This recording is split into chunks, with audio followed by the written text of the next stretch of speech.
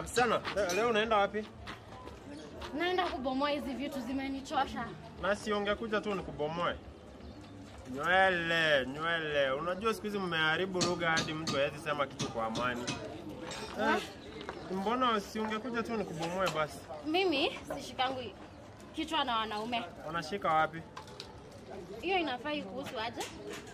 Achana nayo. Sasa mbona unatoa hizi nywele? Hizi nataka kuweka weave. Unajua? Unataka kutoa piece uweke weave? Sasa madamu ukiweka weave kweli tutakaa na peace of mind kwa hii plot. Napenda kuniwestia time. Ngoja.